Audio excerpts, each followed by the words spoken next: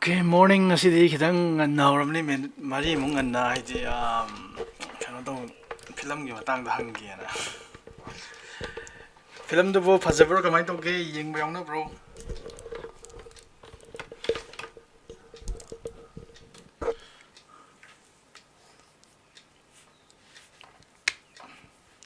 so bo film do yeng bro Larissa film yeng bro boy now Niras film yeng bro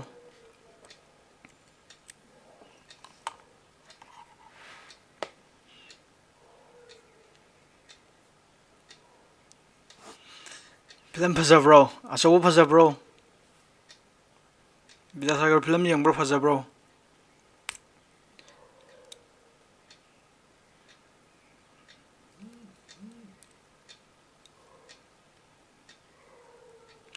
phajabro kamai to ge Larissa phajabro film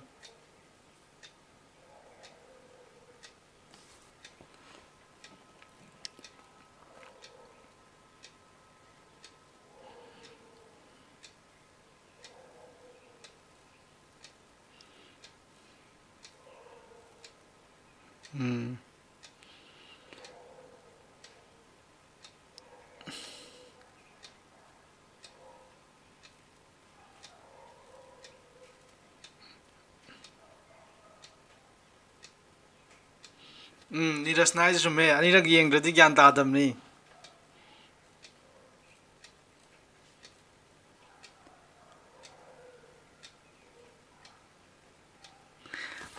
adu film do ai ahan ba yeng kanda boring adum suba hawrak paji yang pada boring adum suba ai gyan ta da na ko adum boring chur lai ba aduga last ta phajana yeng kanda adum phaja film lai ti na khal kyam phaja ge da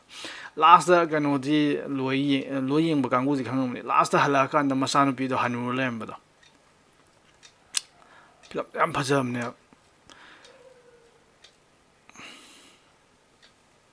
film ko phaja do lai tram ne yare ko sometimes noi na pam film jeng adum ni Korean noi gera moi gera sometimes sugumba film kaino gi weba yare ko noi gi wakhalon phajan ga joba yare ko noi da thongna hap ka do sugum film jeng adum ne adun gyan ta yang wa ne ai di mari yang manga ra gi yeng gyan ta dre ne last gyan ta ra kan o simu phaja film lai ti ne khal ne film ju lu ba ne ba black hole gi matang da tawrak tu ni ga ngi matang tawrak tu ni ado noi adu film do gyan da yeng gi haitar di ko akoi manipuri film explain do ba hojik ti youtube channel mem thoena manipur da jo moi mayam do moi do chiu phang adu ne interstellar explain in manipuri ara ga youtube da thiro ko adu ga tho kaino gi da sanjit sharma gi da thok pane magi da phajana manipuri da mana me tara muk explain do bune ba adu yeng tho adu ga yeng ba adu ne na nuai ne manipur film explain do ba manipur gi gano da film am phajam ne film khubja thi phajam ne ish da ina ai di sum ai gi satro me na sum pam film ngai da sum yeng ning bi wani da film yam phajaman ba da ngasi di khoi binomial expansion ji am nungai ba chapter ne yar ko am nungai ba ita am nungai ba ai di hana dawna khoi complex number ma da gi trigonometric function da di formula ga yam yawi dana di kitang gano dawi dana adu sira di yam neat and clean chat pa kaino ne chapter ne nirasnai je mapaduna hanudri duni ko ngauri se masanupi duna mapadagi hanulem adune the space da chatpa matam da atopa planet amda time gi light ki speed ta ga yam yang na thoba matam da ko kano to we time je relative way time je different way de da in have da pungam lai kan da prithvi da di chahi mari manga hawe chahi manga tro hawe yare ko aduna mapa aduna da sahim tang lai kan som pi thubi sei sahim yam hawre ꯑꯗꯨꯅꯅꯦꯕ ꯍꯜꯂꯛꯑꯀꯥꯟꯗ ꯃꯆꯥꯅꯨꯄꯤ ꯍꯟꯅꯨꯔꯝꯃꯤꯗꯣ ꯑꯗꯨꯅꯦ ꯑꯥꯏꯟꯁꯇꯥꯏꯟꯅ ꯐꯥꯎꯔꯤꯁꯦ ꯀꯩꯒꯤꯅꯣ ꯅꯪ ꯈꯪꯕ꯭ꯔꯣ why Einstein is so famous Einstein ꯌꯥꯝ ꯐꯥꯎꯔꯤꯁꯦ ꯀꯩꯒꯤꯅꯣ ꯈꯪꯕ꯭ꯔꯥ Einsteinꯅ ꯀꯔꯤ ꯍꯥꯏꯔꯝꯒꯦ ꯍꯥꯏ ꯀꯥꯟꯗ theory of relativity ꯍꯥꯏꯕ theory of relativity ꯁꯤ ꯐꯣꯡꯉꯝꯕꯩꯅꯦꯕ Einstein ꯌꯥꯝ ꯐꯥꯎꯔꯤꯁꯦ theory of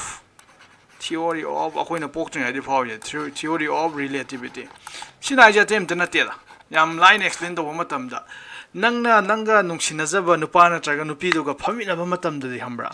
ꯅꯪꯅ ꯌꯥꯝ ꯅꯨꯡꯁꯤꯖꯕ ꯅꯨꯄꯤ ꯅꯠꯇ꯭ꯔꯒ ꯅꯨꯄꯥꯗꯨꯒ ꯐꯝꯃꯤꯟꯅꯕ ꯃꯇꯝꯗꯗꯤ ꯗꯦꯠ ꯇꯧꯕ ꯃꯇꯝꯗꯗꯤ ꯅꯪꯅ ꯃꯤꯅꯤꯠ ꯑꯃ ꯐꯝꯕꯗꯣ ꯅꯠꯇꯦ ꯄꯨꯡ ꯑꯃ ꯐꯝꯕꯗꯣ is like 1 minute ꯁꯦꯀꯦꯟ ꯑꯃꯗꯧꯅ ꯈꯟꯈꯤꯅꯦꯕ ꯍꯥꯏꯗꯤ ꯅꯪꯅ ꯃꯥꯒ ꯐꯝꯃꯤꯟꯅꯔꯤꯉꯩ ꯃꯥꯒ ꯋꯥꯔꯤ ꯁꯥꯟꯅꯔꯤꯉꯩ ꯃꯇꯝꯗꯣ ꯍꯧꯈꯤꯕ ꯈꯪꯉꯣꯏꯕ ꯌꯥꯔꯦꯀꯣ ꯅꯪꯅ ꯄꯨꯡ ꯑꯃ ꯐꯝꯃꯤꯟꯅꯀꯥꯟꯗ ꯃꯤꯅꯤꯠ ꯑꯃ ꯐꯝꯕꯒ ꯆꯞ ꯃꯥꯟꯅꯩꯕ ꯑꯗꯨꯒ ꯅꯪꯅ ꯈ꯭ꯋꯥꯏ ꯄꯥꯝꯖꯗꯕ ꯃꯤꯗꯨꯒ ꯐꯝ ꯇꯥꯔꯗꯤ ꯅꯪꯅ ꯈ꯭ꯋꯥꯏ ꯄꯥꯝꯖꯗꯕ ꯅꯪꯅ ꯈ꯭ꯋꯥꯏ ꯇꯥꯊꯤꯕ ꯃꯤꯗꯨꯒ ꯐꯝ ꯇꯥꯔꯗꯤ ꯅꯪ ꯃꯤꯅꯤꯠ ꯑꯃ ꯐꯝꯕꯗꯣ ꯄꯨꯡ 2-3 ꯐꯝꯕꯒ ꯆꯞ ꯃꯥꯟꯅꯩꯁꯤꯅꯦꯕ ꯍꯥꯏꯗꯤ ꯇꯥꯏꯝꯁꯦ ꯔꯤꯂꯦꯇꯤቭ ꯑꯣꯏꯔꯦꯕ ꯇꯥꯏꯝꯁꯦ ꯗꯤꯐ꯭ꯔꯦꯟ ꯑꯣꯏꯔꯦꯕ ꯑꯗꯨꯅꯦꯕ ꯑꯩꯈꯣꯏ ꯑꯥꯔꯠꯇ ꯂꯩꯕ ꯇꯥꯏꯝꯒ ꯑꯥꯗ ꯂꯩꯕ ꯇꯥꯏꯝꯒ ꯃꯥꯟꯅꯗꯦꯕ ꯑꯥꯗ ꯃꯤꯅꯤꯠ ꯑꯃꯒ ꯄꯨꯡ ꯑꯃꯒ ꯁꯤꯗ ꯆꯍꯤ 2-3ꯒ ꯃꯥꯟꯅꯔꯦ ꯍꯥꯏꯁꯦ ꯑꯗꯨꯅꯤ theory of relativity ꯁꯤꯗꯅꯤ ꯑꯥꯏꯟꯁꯇꯥꯏꯟꯅ ꯐꯥꯎꯔꯤꯁꯦ ꯁꯤ ꯄ꯭ꯔꯨꯞ ꯇꯧꯔꯝꯃꯒ ꯃꯥ ꯐꯥꯎꯔꯤꯅꯤ ꯌꯥꯔꯦꯀꯣ ꯇꯥꯏꯝꯁꯦ ꯔꯤꯂꯦꯇꯤቭ ꯑꯣꯏꯔꯦ ꯍꯥꯏꯁꯦ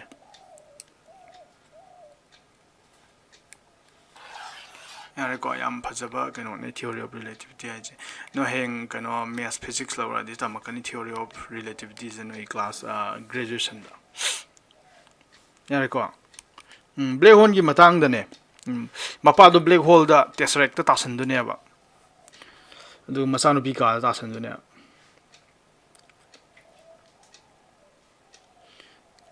ꯕꯤꯗ꯭ꯌꯥꯂꯛꯁꯃꯤ ꯅꯪꯒꯤꯗꯣ ꯂꯥꯜꯂꯝꯃꯅꯤ ꯅꯪ ꯐꯤꯂꯝꯗꯣ ꯌꯨꯇ꯭ꯌꯨꯕꯇ ꯌꯦꯡꯉꯗꯤ ꯃꯊꯣꯡ ꯃꯔꯝ ꯈꯪꯗꯕ ꯃꯌꯥꯝ ꯊꯣꯛꯄꯅꯤ ꯌꯨꯇ꯭ꯌꯨꯕꯇ ꯌꯦꯡꯒꯅꯨ ꯀꯩꯅꯣꯗ ꯌꯦꯡꯉꯣ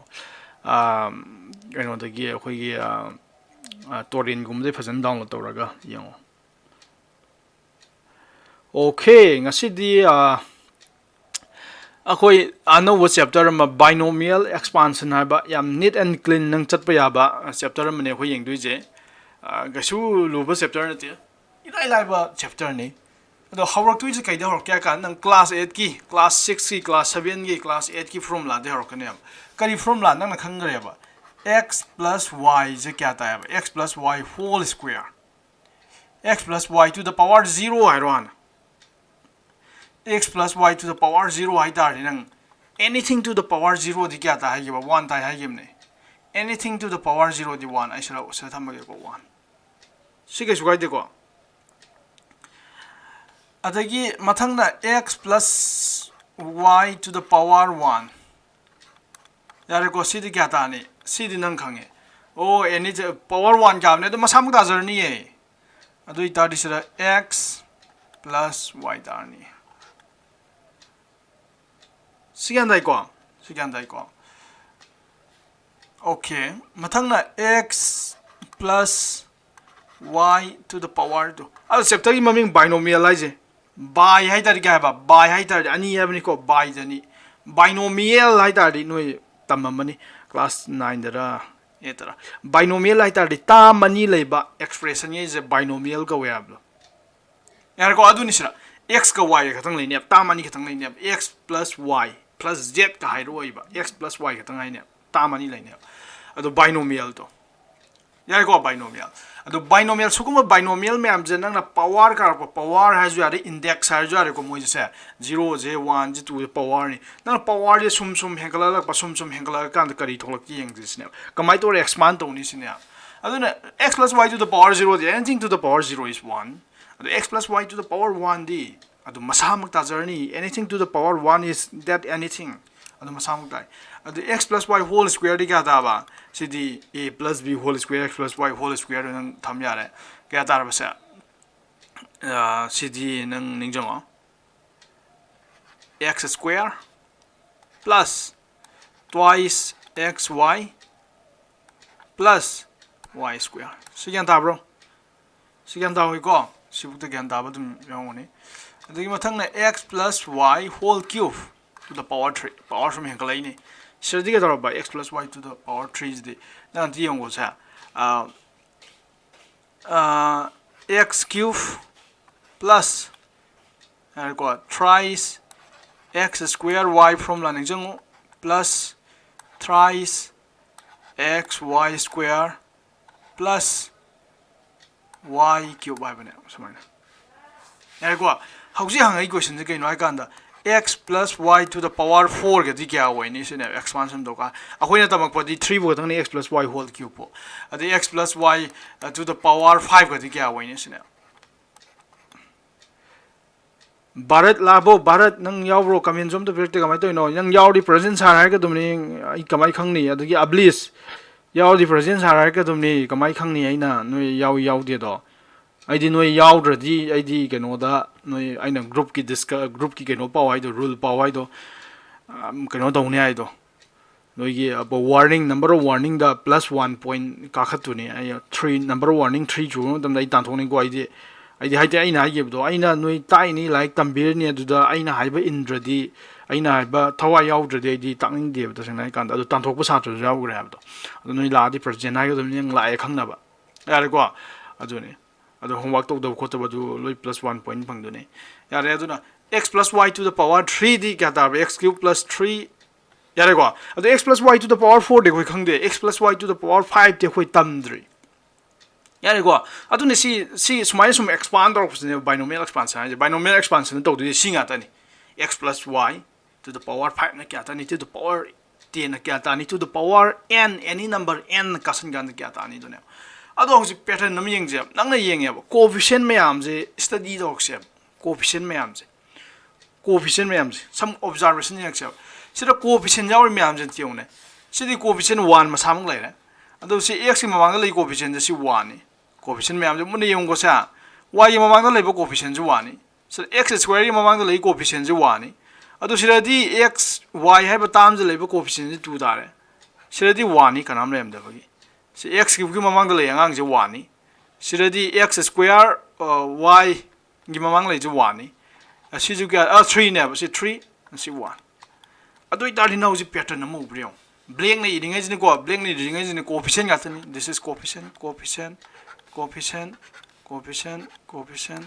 coefficient coefficient coefficient से coefficient गाते नहीं यार को अदो नन coefficient में आम study तो को मतलब तो कई दार गया कान तो स्माइना हम बता coefficient ले मुझे 1 ले रहा मैं मथंग द 1 नहीं थोक रहे तो यार को अदो इदी नंग तो रही जा सी निजे तिनजना बिरो अनी छुरे को अनी जे तिनजना तार सी नि तिनजना तार क्या तार से 2 तार मनी तू दो माई माई तिनजना के फोल दो माई थम बिरो सिने यार को अदुगो मान है मताई से लोई 1 रंगनी तो 1 1 1 1 मताई जो 1 सोंगी मताई से लोई 1 अदु नंग थमक तो जे ओ सोंगी मताई से 1 तानी जिम दि खंजरो सोम मताई जो 1 तानी जिम दि खंजरो यार को मयाई दि तिनजना के 2 तार कोनी मताई दि नंग सी वा लोई चखरे दुने से सिरा जो वा लोई तारा दुने वा लोई चखरे दुने यार को अदुबु सिगी मयाई दि क्या तानी सी दि सी नि तिनजना ने बना 1 ga 2 ga 1 ga 2 ga तिजना क्या तार बसा से 1 ga 2 ga तिजना सी क्या तार बा 3 सी जो 2 ga 1 ga तिजना क्या तार बसा 3 न साइज से की 1 ani je तिजना ga नि को से 2 ता ge जा सी जो 1 ani je तिजना ga 2 ता ge बा सी जो यारे को सुमाइना 3 ता ge बा अदु नंग मथंग जो दो बा याई मथंग दि सी क्या तार नि 1 तार नि असी जो 1 तार नि अदुगा सीडी नंग 1 ga 3 ga तिजना नि 1 ga 3 ga तिजना क्या तार बा सी 4 अदगी 3 ga 3 ga तिजना क्या तार बा सा 3 ga 3 ga तिजना कांदा 6 अदगी 3 ga 1 ga तिजना कांदा क्या तार बा सा 4 यारे को अदुना नि नंग यंग तो सिना अहान बनी तो सीमा पास के no x to the power 0 की मपाने अहान बजे x to power 0 मथंग x to power 1 अदुगा सिना नन कोएफिशिएंट ने अखोने से ट्रायंगल विन से मे जे कना ने बा coefficients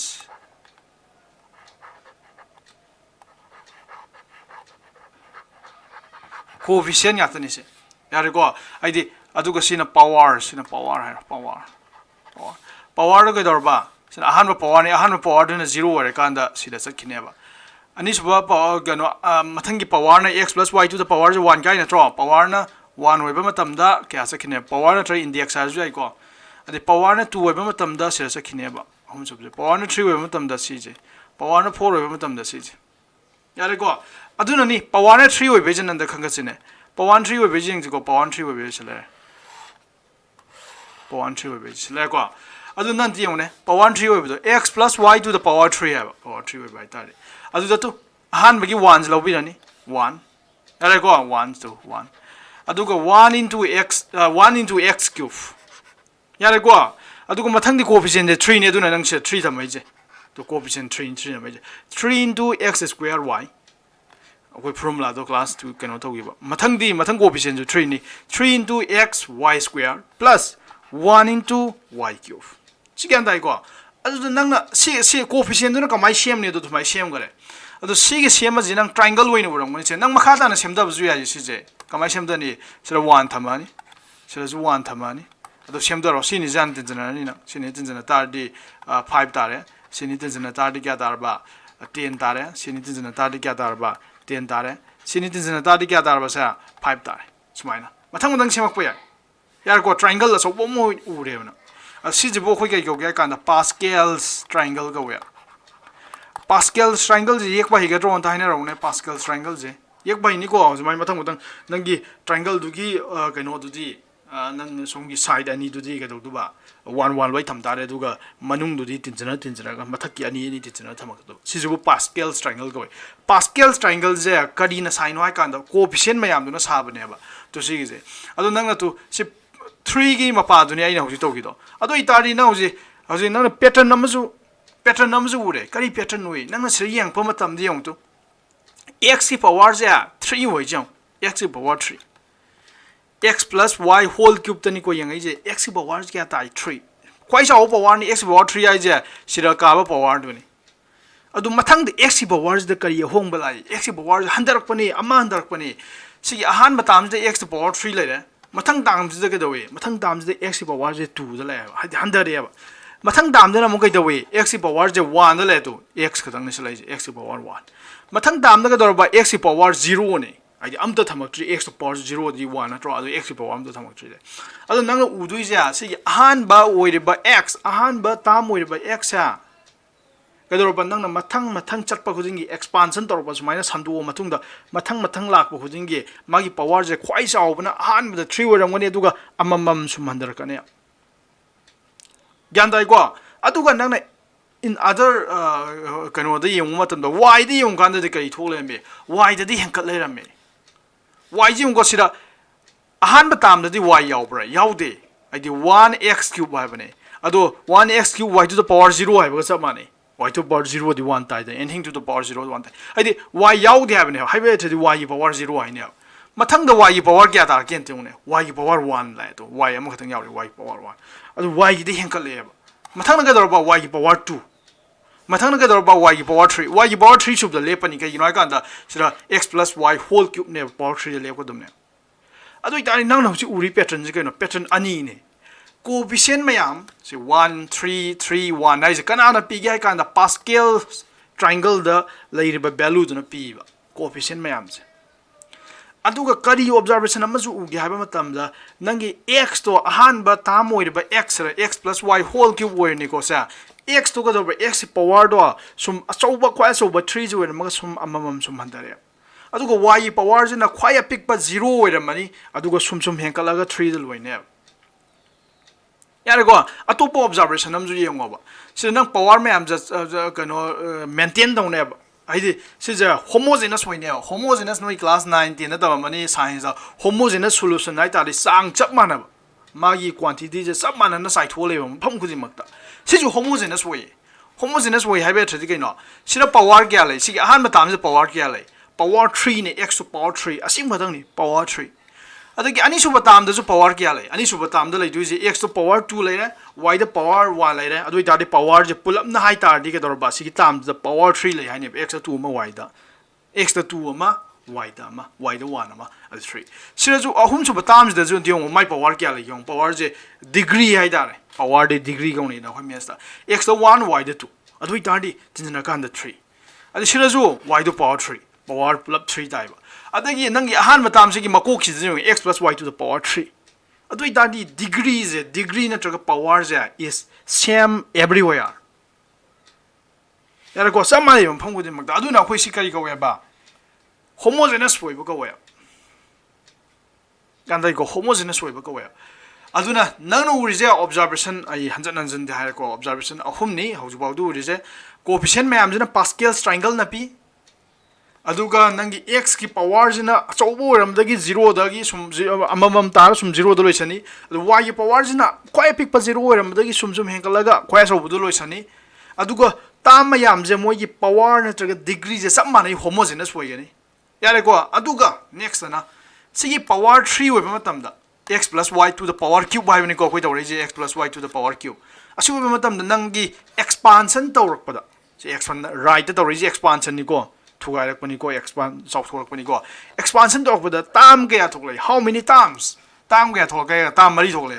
ahan batam lai ani su batam lai ahum su batam lai mari su batam lai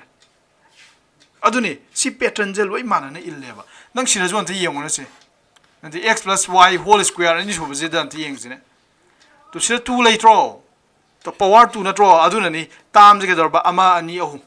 tam ahum thok lai jina saina power 3 leba matam da tam mari thok lai do hadi power ga tam go do tam na ma dum helakane power 2 leba matam da tam kya thok lakane ba tam ahum thok lai do adagi na sai gi adagi magi coefficient me am jina kana na pi ne ba Pascal'S triangle na pi ne ba adu yong mai coefficient ja mana 1 2 1 ai bani adu itari power 2 oi bani khoi ju khanai je to power 2 oi bagi adu magi kano coefficient me am da 1 to 1 to Pascal'S triangle na pi re aduga x ki power don tiong ne x ki power je khoi jaw 2 oi rame aduga mathang ama handare mathang na x to power 0 chakra ne roi bada yare ko adu sira y power 0 na lai ni se y power 0 di 1 ni na half ju yare aduga y power 0 di y power di henkala kana abdo increase tor kana abdo y power do sira 1 la mathang y power 2 la se lepe 2 da yare ko aduga homogeneous way degree do mapong khudi makta mane to homogeneous solution abdo loi manane abdo mapong khudi to sira degree 2 ni sira ju degree 2 ka yunai kan x power ma y power ma 2 sira ju degree 2 ni y square ne sira ju degree 2 ni si pattern je ure ko adu number of times ti ke dor ba number of times ti magi degree ju na 2 ore me number of times ti 2 plus 1 ama yang kala ga wei ne adu ai tar di hauji hangi ja akoi 4 gen ti yeng jine akoi nang formula akoi na class 10 book ta tor je na class 10 book ta tor je x plus y to the power 3 book ta dor mani hauji dog gi do hauji akoi ithok sine x plus y to the power 4 gi kana ta ani yeng sine ahan ma coefficient kana pi ne ba Pascal'S triangle na pi ne Pascal'S triangle da power to 4 oi bagi sele to 4 oi bagi second bi ro adu ahan ma coefficient kana wer ne ba 1 sele to 1 thamani yar ko 1 du di tham dra ju yare do tham mo yare 1 adu ga x da di kya lakne x da di khoi jaw power lakne am du x di khoi jaw power hai di 4 adu y to the power 0 lak tu ni ko y da di khoi phi power ni adu y to power 0 di 1 ni na khoi tham dra ju yare adu se adum tham ju yare se y to power 0 yare ko aduga mathang na ka dor ba mathang coefficient na ka dor ba 4 ne adu tari mang mathang da plus 4 thamani coefficient do 4 aduga x ki power di ama handar ka ne abdo adu da 4 di 3 la ni the y to the power 1 la ni aduga plus mathang di ka dor ba 6 lak ne abdo coefficient 6 adu x to power handar tu ni 3 da ki 2 la ni y to the power y to di hankala ni 1 la mani 2 the plus mathang di ka dor ba 4 ni 4 x to power 100 ani ka dor ba 2 lem da gi 1 lai rani adu y to the power ka dor ba y to power y di hengala ni 2 lem de 3 lai rani plus last ki tam coefficient 1 atra 1 thambirani aduga x to power di 0 chakrani y to power di khoi saw power 4 la ani saloi to sumaina hyperthree si di 1 ji thamanu x to power 4 plus 4x cube y plus 6x square y square plus 4x y cube plus y to the power 4 adona sine x plus y to the power 4 from lane sibu gyanta da bagna ya wenta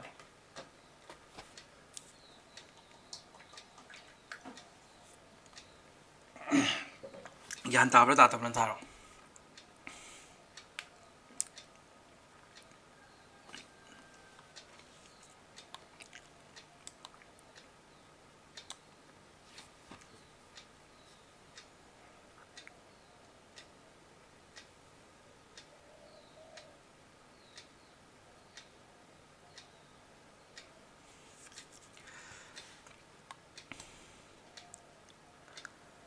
oh ta di fare adu Pascal'S triangle ja khoina munni yeng matam da ko combination gi idea sinal le me yarba Pascal'S triangle ja khoina munni yeng matam da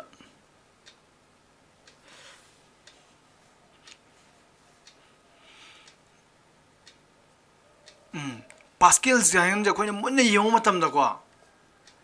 combination gi idea sina le me si 1 nang kamai habe 1 je nang kamai thamba ya ge kan da yong ko 1 ji kamai thamba ya ge kan da 0 combination 0 abne 0 combination 0 je hoto yong ko 1 ta bani ko nang combination formula to ga by n combination r I tar di n factorial by n minus r factorial habane are ko adu nang 0 factor 0 combination 0 I tar di 0 factorial makha da 0 factorial 0 minus 0 factorial 0 factorial by 0 factorial di 1 0 factorial di 1 ta abdu 0 factorial di 0 ta di 1 ta ai ko 1 by 1 1 ta adu ni n sigi 1 hai je kana wa ma ga hai kan da 0 combination 0 we le me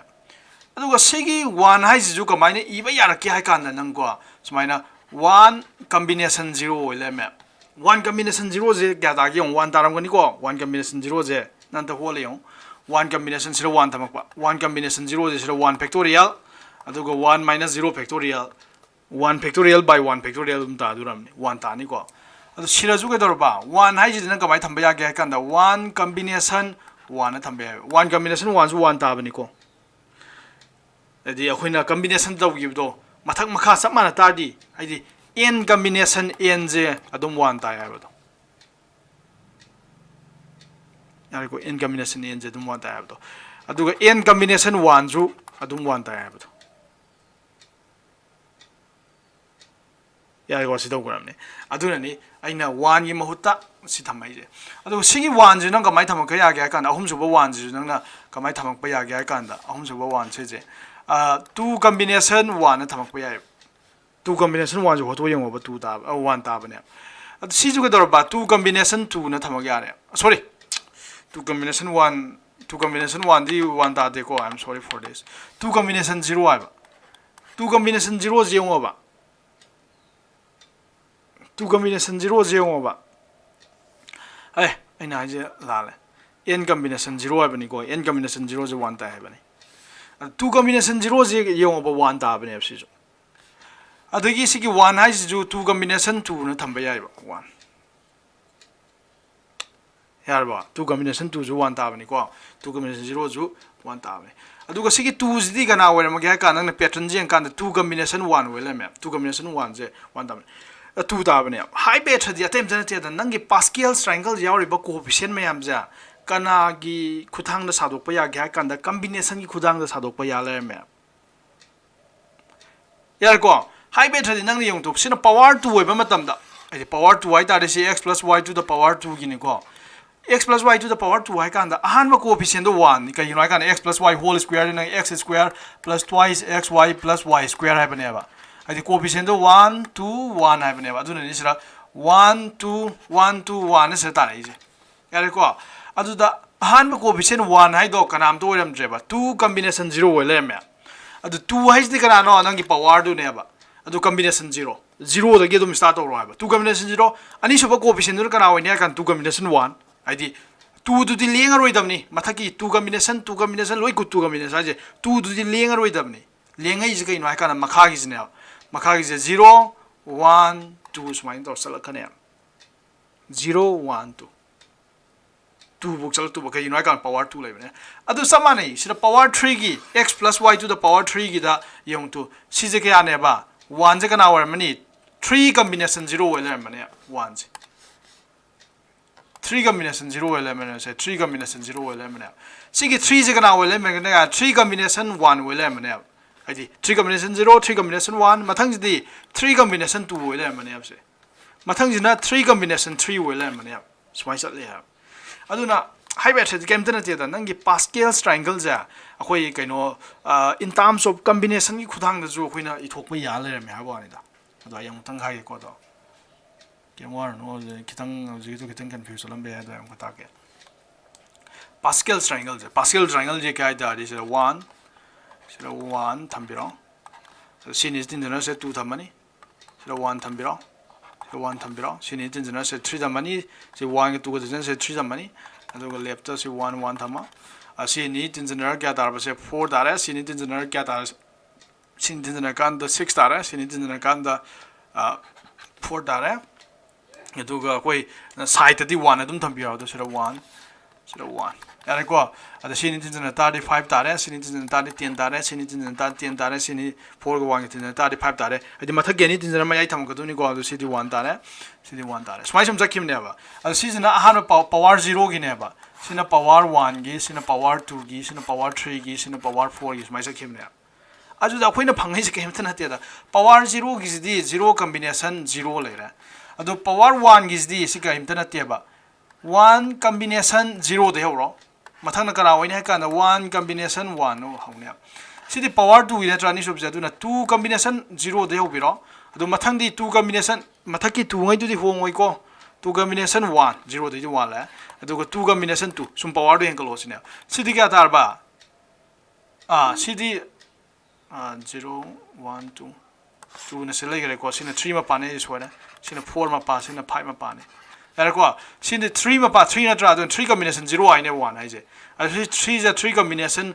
1 gi phol ga sap ma nei ba adu si 3 is a 3 combination 2 gi phol ga sap ma nei ba asi 1 is a 3 combination 3 gi phol ga sap ma nei ba to sap ma na di n combination n do ina 1 ta ya ba adu sap ma na si 4 gi tra 4 combination 0 ai ne ba se 4 combination 1 ai ne ba sine 4 combination 2 ai ne ba sine 4 combination 3 ai ne ba sine 4 combination 4 ai ne sap ma na 4 combination 41 ta do khoi to gre da na smaine n combination n gi value 1 tai n combination 0 gi value 1 tai na khoi to gi do ai ko mai mathang mathang si ju 5 gi na tra si 5 combination 0 ai ne sina 5 combination 1 ai ne sina 5 combination 2 ai ne sina 5 combination 3 ai ne yona photo yong ko 5 combination 3 je dum tin dar ma duni 5 combination sina 4 ai ne so 5 combination 5 ai ne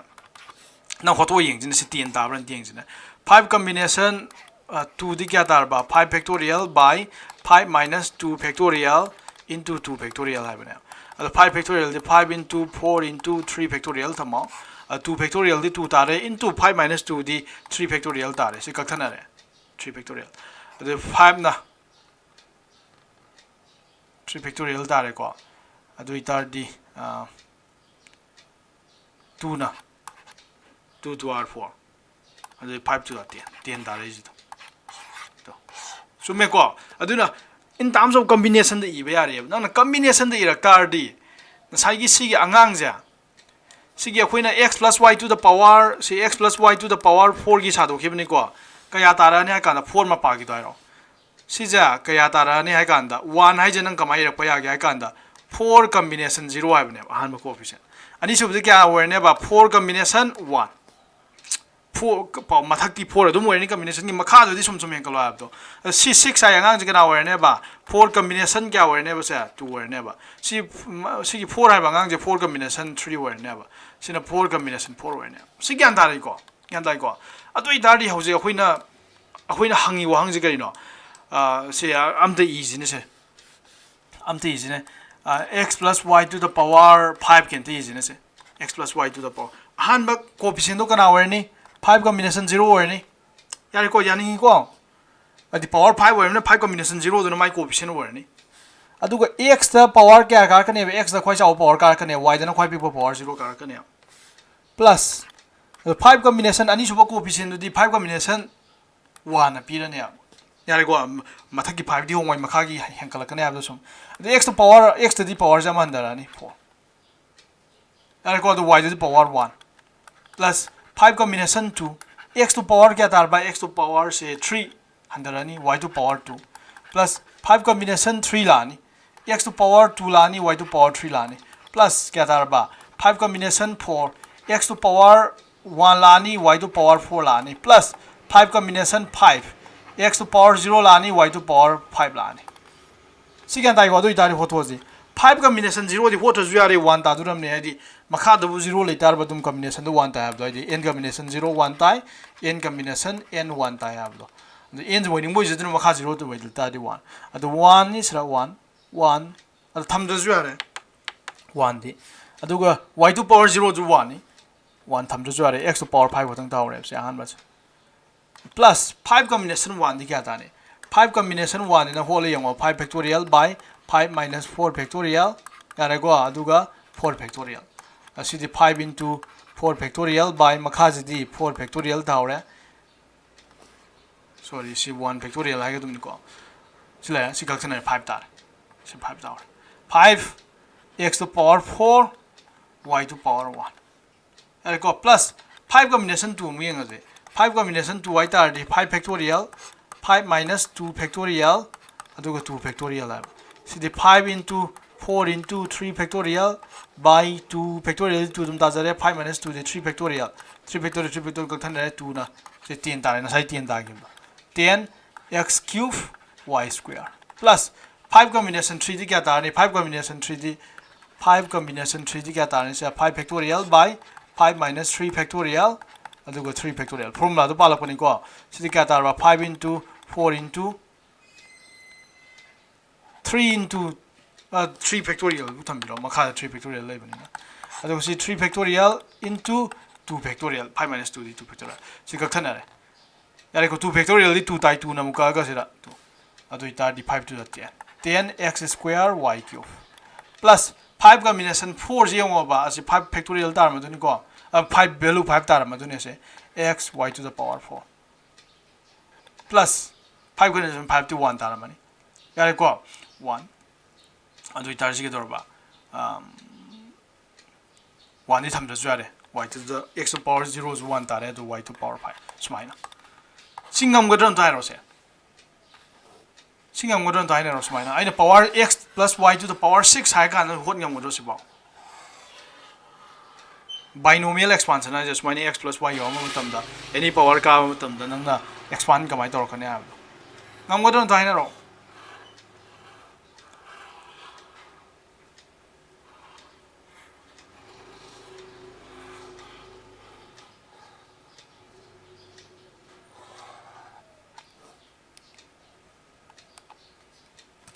ngam godro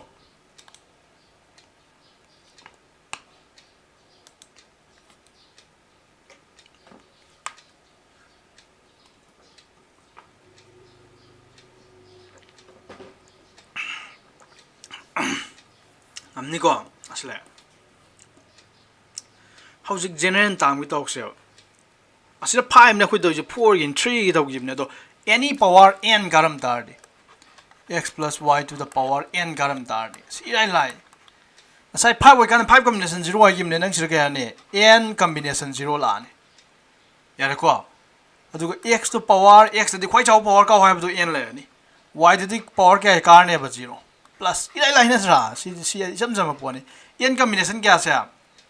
n combination 1 la ni makha di 1 hengkal ka ne ab do x to power n la ram do ama handar ka dum ni adu ita di n da ama han ba handar di karano n minus 1 y to the power di 1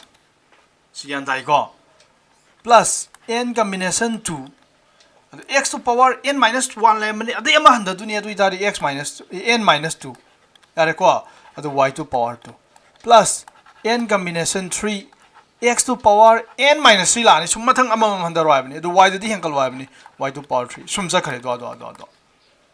yare ko last ta kana da loir ne last ta kana da loir na kan da n combination to makha gi 0 1 2 3 sum hengkal bani n combination n da loir ne ma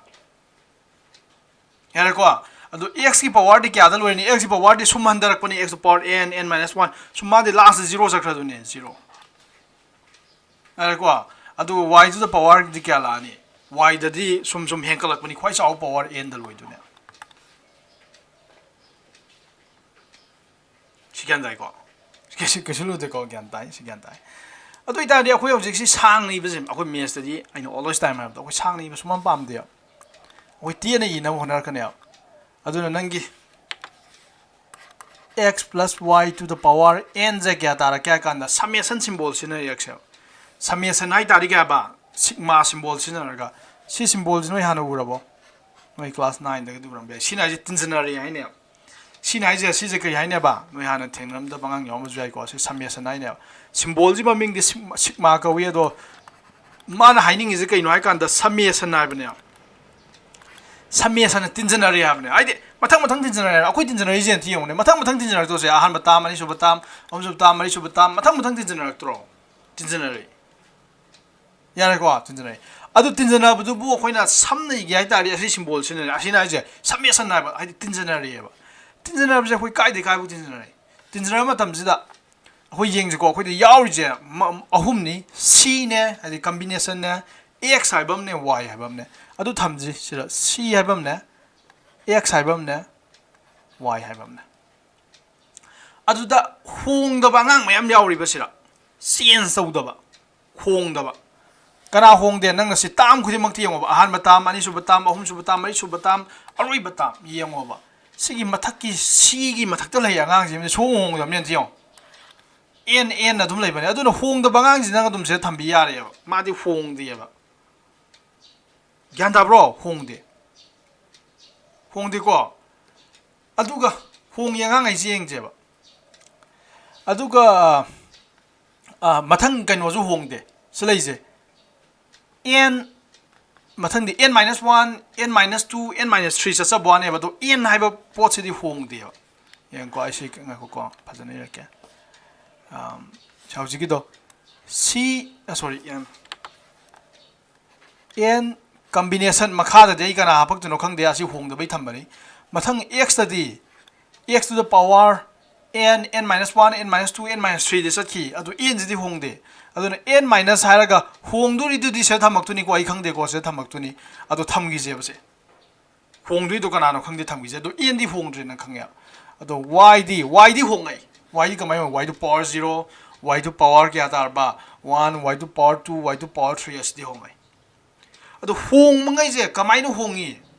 moi je pull up sak mana no hong bani yong sira hongai je yong to ahan ba ji n le ma ji n minus 0 ni ba yai ko yong ahan hong ba ji yong sira ahan bu hong yangang je 0 ne ba 0 le rame sira ju 0 le rame sira 0 le me 0 mathang de 0 wer mga je loi 1 je khimri to 1 1 1 idea amana combination ni makha da yaw potuni amana n minus haira ga hong tui bangang duni amana y de power kari bangang duni wa hong ye je mathang na 1 1 le mga je to combination makha 2 way gara 2 way adu itali nang na pattern na mu re kari ura gya kanda honga yang ai je 0 da gi horoga mathang na 1 0 1 2 3 sumjung hong pudor kya bong ya ba n bu hong pangang ne to last n bu cha tro si bo to n si 0 da rai na sai n minus ha ga sum hong pani ko ado sum n lak ba n minus ha hong tu n bu hong tu na tro n minus n 0 sa ki ba du ne se 0 le je ya re ko ako en do ri kem ta te hong da bangang ai thambi re sira n na ma hong dre n na ma hong dre atai di hong du ni kana no ba n minus ha ga hai bangang je hong du ni the y to the power ha ra ngang ji hong du ni adu ga sira n combination ha se ma kha da le ngang ji hong du ni adu si hong du yang ngai je ai atopa mai ka ma sinra kwa ni da ai di ma je ki ne lor je ki gi value je 0 de na sat pa na 1 buk sa khale ma je adu na nang na samyasan nang na tinjana rai ni ab si samyasan ni tinjana rai ab ki na kaya da chapa ki na 1 da gi kaya buk sala laba n buk sala la tinjana pa ne sorry ki na 0 de chat pa ne ki na 0 de sala ga n buk sina tin pa ne adu ki hai ba ngang se kai le dum na se le dum ne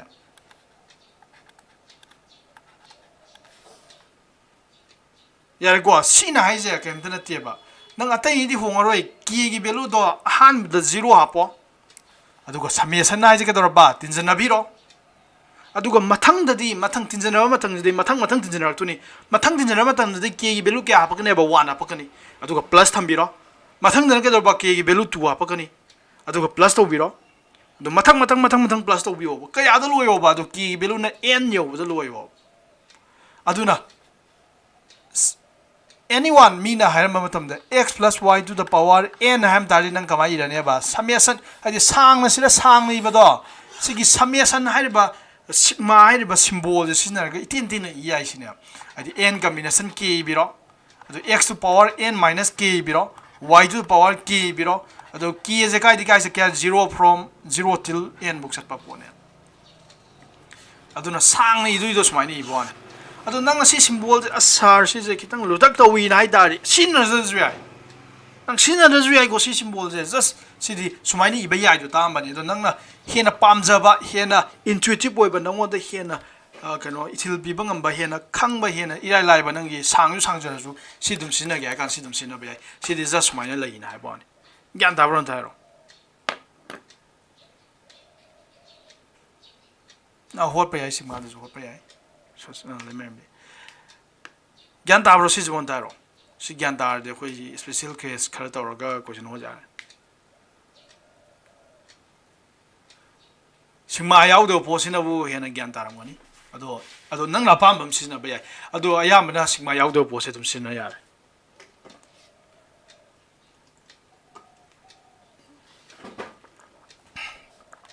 ado itadi special case khara tawsi ko special case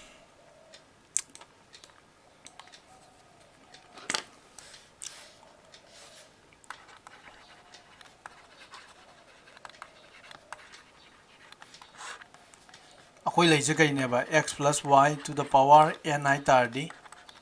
n combination 0 x to the power n y the power 0 plus n combination 1 n combination 1 x to the power n minus 1 y to the power 1 plus n combination 2 x to the power n minus 2 y to the power 2 sumai sum lakpaduna plus n combination n x to the power 0 y to the power n sumai leibane some special case ahanba case tawje ahanba case x ya 0 thamo case number 1 da put if n equals to 1 ba n equals to 1 n is value x is value 1 habane x is value je nangna 1 thamakpa x is value 1 thamak tari kya tare nang isi expression je kana dagrane ha kanda si kana lakhrane ha kanda 1 plus y to the power n lakhrane yare ko ado itari nang n combination 0 is the 1 tai khangjaramni n combination 0 the 1 tai khangjaramni asi thamdasu yare ado itari di n combination 0 ki value di 1 tare aduga x value 1 thamgrani 1 to the power n tham yare ado y to the power 0 gyan dai ko se n combination 0 di 1 ta bai nei 1 thamjare ke square je sidi the x value is 1 hapo bani ado 1 hape plus the n combination 2 dum thambira n combination 1 dum thambira in study adu kya taraba sa x value 1 hapo bani 1 to the power n minus 1 y to the power 1 plus n combination 2 thammo aduga kedaraba sa 1 to the power n minus 2 y square plus dot dot dot lakuduna n combination n combination n ju 1 tai haigibdo aduna si 1 je pai thambiro aduga 1 to the power 0 y to the power n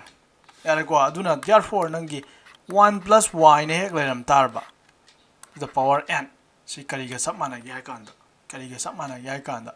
kya tarba sidi 1 to the power n di 1 tai and 1 to the power n ka ba 1 tai habdo si loi 1 ta gare y to the power 0 ju 1 ta gare aduna siang je 1 ne ahan batam jini ko si 1 tare ko yai ko y to the power 0 ju 1 1 to the power n ju 1 loi purina 1 tare mathang di plus mathang di n combination 2 thambiro n combination 1 thambire ado 1 to the power n minus 1 habini 1 to the power n ka odum 1 ta jani ado y to the power 1 ado itar si y khathang le maure n combination 1 y plus n combination 2 siraju y square khathang le maure plus n combination 3 y cube khathang le maure plus sum lakpaduna kya tarba plus araga y to the power n sumai khathang se kharne haji si ju 1 ta hore dana 1 to the power 0 di 1 yan tare ko si formula je nang pha bana di hena hayeng anka hotpita thuna holakani ado pha draju akhoi sar hana gi ni womje dum hosage sigi dum masagi definition je no concept na sab je dum hosage ai tari ka sugai de kona sine hol ko sugai de ado si je pha bana hena anka hotpita thure ya bani 1 half gi kan da 1 dum half ka hot khraju ka sugai de na pa ma ai 1 plus y haraga to the power n harak tar di ham the 1 thambiro yare ko aduga n combination 1 y n combination 2 y to the power 2 n combination 3 y to the power 3 n combination 4 y to the power 4 aduga last the y to the power n way views ne kasi y address ide yare ko si tak thab ju ya jani da si ki potse ado hauji mo case number 2 dena ke dorba nang if y value is put y value is nang 1 na thamjalo sai x value 1 thambani na y value is 1 na thamjalo y value 1 thamtar di 1 plus y value 1 to the power n la ne plus si 1 equals to 1 plus si y value 1 thamjalo ko n combination 1 y value 1 thamwa plus n combination 2 y value di 1 to the power 2 plus n combination 3 y value kya darni 3 plus sum lakpaduna y value di y value 1 thamwa ni ko 1 1 to the power n tare. The 1 plus 1 is 2 tare, 2 to the power n tare, equals to 1 plus the n combination 1 tare into 1 di thamdasu yare 1 do plus n combination to 1 square di 1 ni si tinjana purina kan dum si tare n combination 2 plus n combination 3 plus I dot dot dot plus क्या था बसा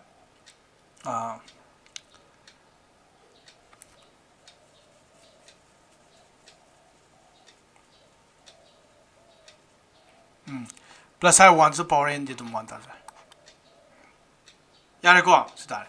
adu itari nang na ju uri ja kem ta na te da akoi nga han da wi formula du ni jeng ke to bani ko adu itari sigi siragi wanam jiga siragi wanam jiga nang asom da thang gro right 1 plus 1 is 2 tare na som thang kan da 2 to the power n minus 2 tare equals to left to left right to left is the n combination 1 plus n combination 2 plus n combination 3 plus som som tinja puno kya bole mok du ba si ju lok thok ram ni n combination n minus 1 bo ai nang lak tu is n combination 1 n combination 2 n combination sum heng ka lei dana the last ki n combination n buk la kim ne ba si heng ma mang de kana no n combination n minus 1 hai ba ngang du ne are ko yan dai ko ina ja ai di n combination n ye ma mang du di n combination n minus 1 oi du ne ba ama han da do oi du ne aduna apoi nga han to du se formulas n combination 1 plus n combination 2 plus n combination 3 ma thang thang tin jana poi n combination n minus 1 mu tin jana ba ja kya da ga kan n to the power n minus 2 tai yare ko ado si formula ni je phajan ba ka nai si ju ka nai yare ko na pa mani ani ma phajum ka nai yare si jina special case ni sira kem da samam na bulai ro no si di ka nai ya bo ni ka su ke no do bo na te maru we bo tin na te ado khoi exercise hot pause adum ai magi definition do han magi kaino do khatang khangal ya bani ko sigi kaino jide hauji x plus y to the power n je kya ta ge na sai gi do khoi sang ni gi do mathang mathang adu khatang khanga ya bani ko se question khara ho si si right the life poni ko 8.1 ja ya ma hot kya question number 2 je hot kya ma je to expand is of the following question 1 then 5 je expand to y adu di 2 by x minus x by 2 to the power 5 have na tra adu si di kya tare nang kamai thambi ai 2 by x akoi minus au je koi khang de duna plus thambiro aduga minus x by 2 na thambiro adi plus ki formula de akoi khang minus ki khang de ba adu nang sari je si ge ngang jina x sagram ni si ki pulap sina x sagram ni si ki pulap sina y sagram yare ko adu itar using binomial expansion ani using binomial expansion binomial expansion sinna ganang formula da palo binomial expansion sinna ganang 2 by x minus x by 2 to the power 5 se kai ga mana ga kanda ko kai ga mana ga kanda han badadi n combination kya tarane ba 0 yare ko n combination 0 adu x to the power x the simple ma sagna da 2 by x to the power sorry 5 lakh to I'm sorry for this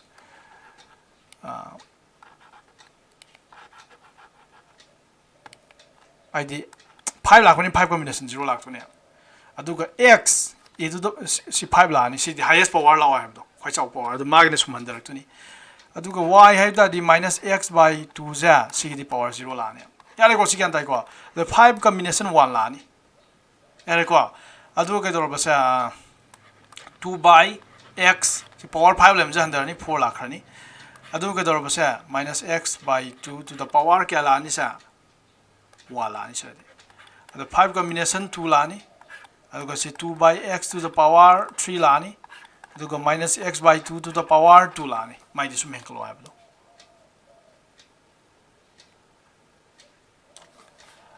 du khang da byaw di ga hang ko 5 combination 3 la ni aduga 2 by x to the power sa handarak to ni 2 la ni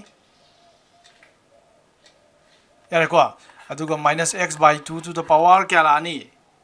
minus x by 2 to the power kya la ni 3 la ni the plus 5 combination 4 lani aduga 2 by x to the power 1 lani aduga minus x by 2 to the power 4 lani ko plus 5 combination 5 lani aduga 2 by x to the power 0 minus x by 2 to the power 5 lani kasu de ko adu idar nang si photo 5 combination 0 di 1 tare yare ko aduga sige ngang ji ju 1 tare adune sige ngang ji ju 1 tare si ju 1 adi anything to the power 0 di 1 tare adu si 5 combination 0 ju 1 tare adune sel lai hori 2 by 5 to the power 5 se khatang ne so lai hori yare ko plus 5 combination 1 di kya tane asu hoto 5 combination 1 di 5 factorial by 5 minus 1 factorial aduga 1 factorial ni 5 into 4 factorial tham jare by 4 factorial si 5 dare ko si 5 dare si value je 5 combination 1 ki value je aduga sira lai je ko 2 to the power 4 ni aduga 2 to the power 4 ni aduga x to the power 4 ni aduna si nang tham doi ja into thamo into thamaga 2 to the power 4 by x to the power 4 yare ko aduga into si di minus x by 2 to the power 1 ni dana adu di dum power 1 di masama dum tane have minus x by 2 dum ta jare plus 5 combination 2 khidang di thabak di khidang yame ko yare ko thabak di khidang yame sira lai jeng tu 5 combination 2 na trasi de 5 combination 2 ko piro 5 combination 2 di 5 factorial by 5 minus 2 factorial 2 factorial the 5 into 5 into 4 factorial 5 into 4 into 3 arrow makha the 3 like to ni na into 3 factorial by 2 factorial the 2 dare adu 5 minus 2 the 3 factorial sin sa ju 10 da gib do 10 so 10 later adu si di 2 to the power 3 by x to the power 3 dare to si ji adu ga into haraga minus x square di kya ta minus plus olan ga x square dare by 2 to the power 2 dare yare ko adu next day di nang 5 combination 3 ki value ja 10 tarakani kana haingame 5 combination 3 ki value je 10 tarakani kana haingame maram ga yino 5 combination 3 ki value je nangonda hoji khangre kari khangre ba 5 combination 2 ki value je kya tagar ba 10 tagar ne aduna therefore aina aini ge 5 combination 3 ki value je 10 tagar ne kari gino kana haingame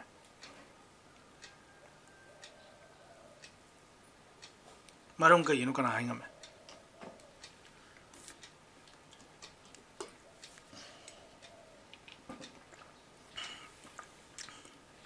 I don't agree to the so minus n combination a ga n combination Pascal na tre n combination a ga n combination b ga manatar di nang kari haibe ai ba a ga b ga manaram ba ai or a plus b ga tinjana ba fol je n daram ba ai hai bado si ta uram ne khoi n combination a ga n combination b ga manatar di si a ga b ga manaram ba ma natraga na kadar ba ega biga tinjana kanda makoki enje taba ma san te yong sigi 2 jiga sigi 3 jiga tinjana 5 ta dro adui tadi dum belu man da duram ne ganda hoi koi na haja ganda hoi du khang aduna adu ga samana na sikya ta ne ba tu 5 combination 2 ga 5 combination 3 ga belu man ga ne ka ino kan da 2 ga 3 ga tinjana kan da 5 ta ba makok si ta ba adu si 10 ta re adu 2 to power 2 ta re x square ta re into minus x cube si do minus x cube tar ne minus on tolka ne ba power do odd way bani na adu 2 to power 3 tar adu plus 5 combination 4 ga sira interesting way bam le 5 combination 4 ga 5 combination 1 ga mana ga ni ye kai kino 5 combination 4 ga 5 combination 1 ga man du ja si makha ge ni ji ne 1 ga 4 ga tin jong mathak ki 5 se tai ji so mai makha ge ni ja mathak tar ba dum mana duram ne aduna 5 combination 1 de koi na sai 5 ta gi ni adu si 5 combination 4 jo dum 5 ta duram ne adu into 2 by x into the minus x to the power 4 the minus plus 1 gani power do even way bani na adu itari si x to power 4 dare by to the power 4 plus 5 combination 5 to 1 tar ni yare ko adu 2 by x to the power 0 is 1 tar ni adu ga lemong du je minus x to power 5 by to the power 5 lemong adu itari nang last answer ji kya tar ga kan da 2 to the power 5 by x to power 5 am lemong ra han bai je si x ni ko to the power 5 by x to power 5 ꯁꯤ ꯃꯊꯪꯒꯤꯁꯤꯗꯤ ꯀꯌꯥ ꯇꯥꯔꯒꯦ ꯍꯥꯏ ꯀꯥꯟꯗ ꯅꯪꯁꯤ ꯀꯛꯊꯠꯅꯕ ꯌꯥꯕꯉꯩ ꯀꯛꯊꯠꯅꯈ꯭ꯔꯣ ꯅꯪ photo ꯊꯝꯃꯁꯨ ꯌꯥꯏꯀꯣ ꯁꯦ ꯁꯤꯒꯤ ꯃꯊꯛꯀꯤ xꯒ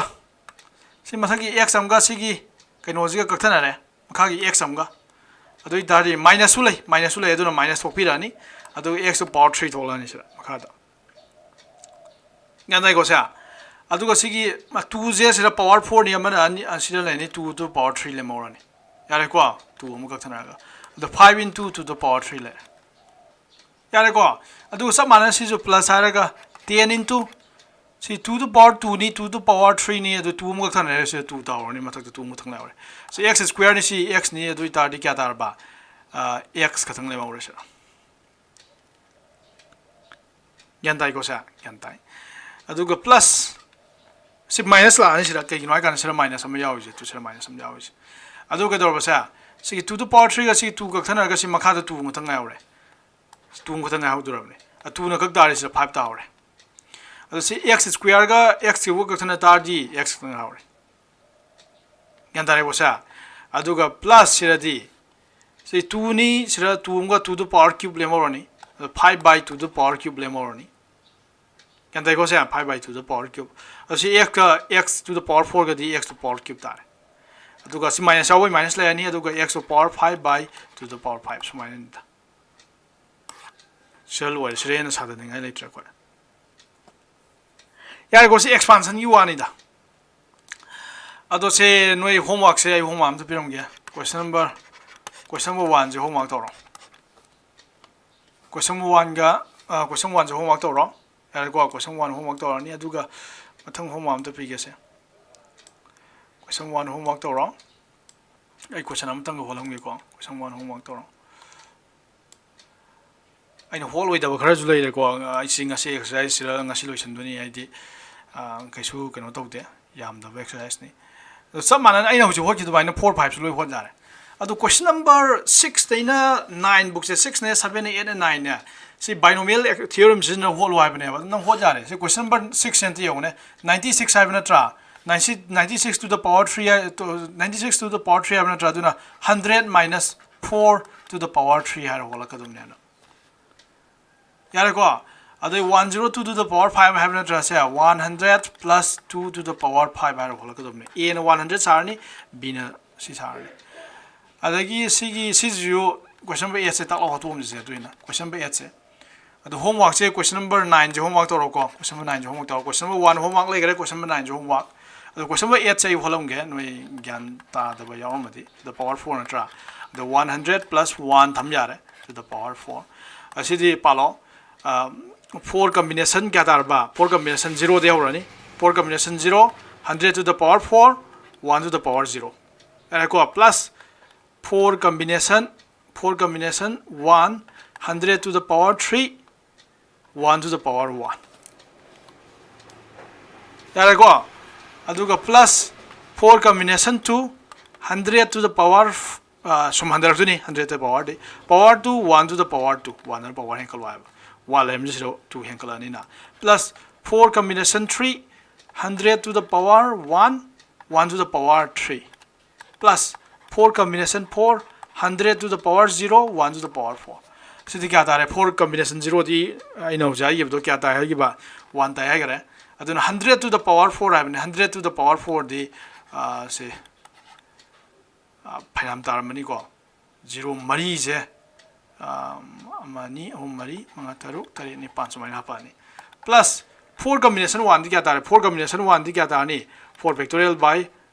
4 minus 1 factorial into 1 factorial है 1 factorial अदु दी सिद्धि 4 into 3 factorial by 3 factorial अदु इतार 4 तारनी को अदु इतार से 4 into 10 to 100 to the power 3 दी 0 से तरु हापानी यारे को प्लस 4 combination 2 दी क्या तारे 4 combination 2 दी से 2 खाई दो रहा है बनी से 2 यारे को अदु इतार दी से 3 into 2 factorial थमा सिरा 2 into 2 factorial से कथन रहे 2 न क्या 6 तारे यारे को 6 into 100 square दी 10,000 यारे को अदु 1 square दी 1 तारे थम दो यारे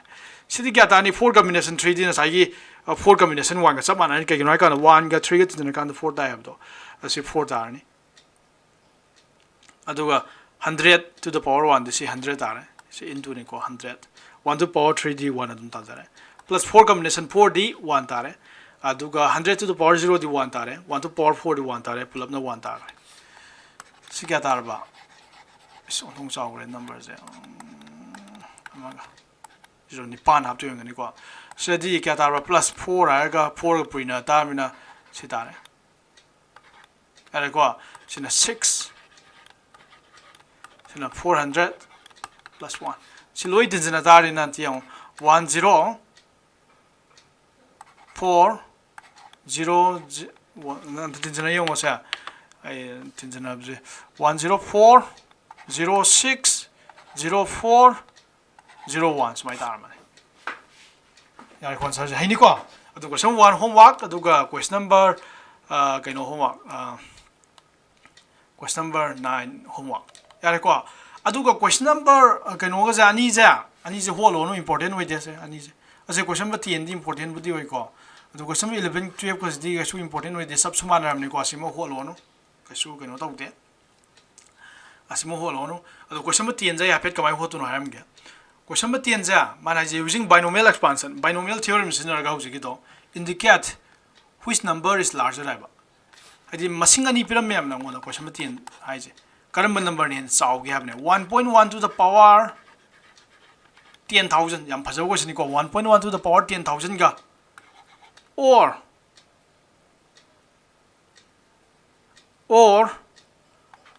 1,000 ga 1.1 to the power 10,000 ga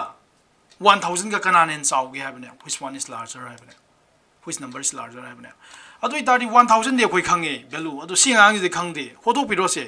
1.1 to the power 10,000 nang kamai holani asidi 1.1 to the power 10,000 have je kari ga samana gi hai kanda kai ga samana gi hai kanda 1 plus 0.1 natro 1.1 is the 1 plus 0.1 ni to the power 10,000 ga samana yare ko si nang gi kano do palaga akoi binomial expansion palaga 10,000 combination 0 1 to the power 10,000 are ko into 0.1 to the power 0 are ko plus 10,000 combination 1 1 to the power kya ka do ba sa handarani ama 10,000 de ama handa tari kya da do ba 9,999 yare ko aduga mathang na ke do ba 0.1 to the power 1 adu mathang chakhrani mathang chakhiba mayam je negative amta yawroi ba positive oi ba pot nga ta yawdune plus other positive terms other haini ko other positive terms adu ba positive term mayam yawrne ai atai hot atai yeng razu yare ba kari gi no hai kan ai na sir kainom ure 1,000 combination 0 di kya ta hai ba 1,000 combination 0 di kya ta hai ge 1,000 combination 0 di 1 ta hai do n combination 0 di 1 ta hai do si 1 ta gram ne adu 1 to the power kya ta ba sa 1 to the power 1,000 ne 1 to the power any power di 1 ta re si so adu 0.1 to the power 0 anything to the power 0 mathai si ji mo bra 1 ta gram ne 1 plus si ge ngang ji kya ta king ja si ang je 10,000 combination 1 ne ba 10,000 combination 1 di kya ta ni 10,000 da du ne si masama dum ta din sai work di 5 combination 1 hai kan dum 5 ta bani 7 combination 1 hai kan dum 7 ta bani hole yong ko dum ta bani ko aduna sigi 10,000 combination 1 ji kya ta ne ba 10,000 ta ne ba adu 1 to the power 9 kaning ko power 1 the power kaning ko ka dum 1 ta jar ni si jama tham da su yare adu ga sigi na ka do ba 0.1 to the power 1 have ne 0.1 to the power 1 ni kya ta re 0.1 na dum ta ni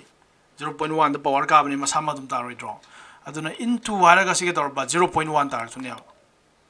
0.1 ji kai ga samana ge nana kathana kanda 0.1 ji ko 1 by 10 ga samana bane 0.1 ji 1 by 10 ga samana bane plus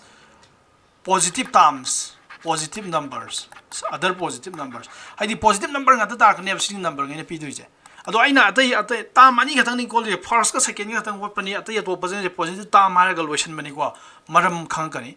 si kathana tare 1 plus kya tar ba ama ga thaki tar di 1 0 0 0 0 10,000 le ai 0 ma henjin gar ma le 0 ma henjin 10,000 0 kana su ga dum ni asigi 0 je siga thana ga ma ji kya khatang ha ra ba 1,000 khatang ha ra plus positive terms ara ko asio 1 plus 1,000 kya ta ge 1,001 plus positive terms adu mana siek to why do kana kana no singang ani jini singang jiga kana hin chaw ya bani adu singang ji khoi no hot ba matam da han be ngang ji hot ba matam da haidi 1.1 to the power 10,000 je khoi no hot ba matam da kya ta kya kan da 1,001 haraga plus haraga atopa positive term mayam da gra ya adu dardi positive term ni na dum henga tui leiram ni adu term ani khatang hot ba da buk chaw leiram me ba som gi 1,000 dagi chaw leiram me ba tu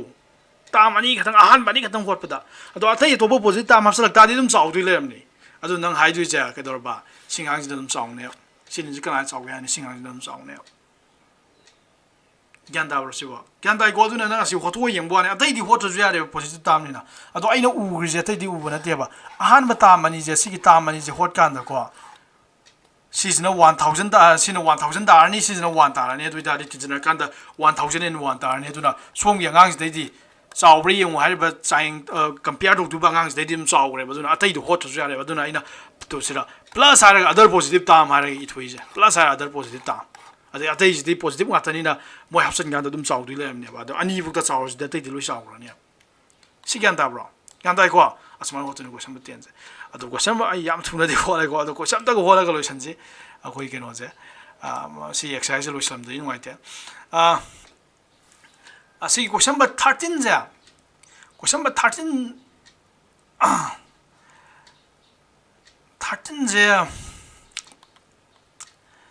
13 hot pa je 13 jeng ji 13 nai je ke dro ba ko sam ba 13 nai je nangi 9 to the power n plus 1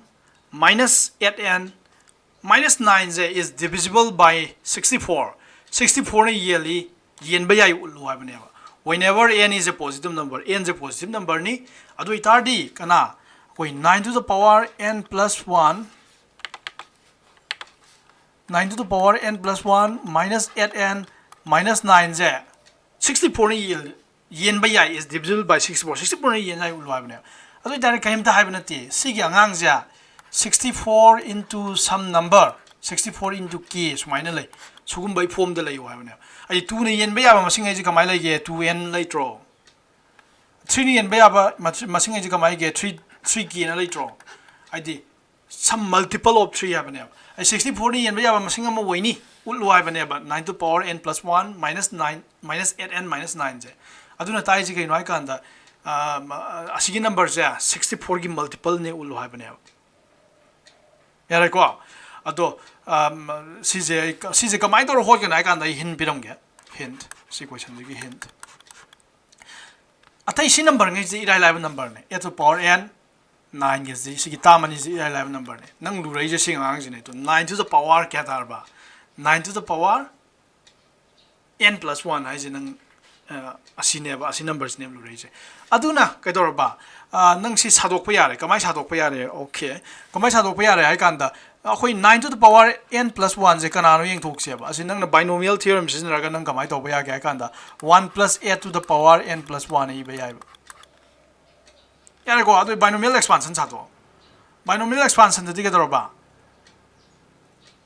asai di n combination 0 hai rak pani ko sira di n combination 0 hai ra roi ke hani n plus 1 combination 0 hai ra ni kari kino na sai di x plus y to the power n leiram bai ne ba koina n combination 0 ai to sira n leiram bai sira n lai pa ne ba sira di n plus 1 leiram mani nang n plus 1 combination 0 ai ne yare ko adu ga 1 to the power n plus 1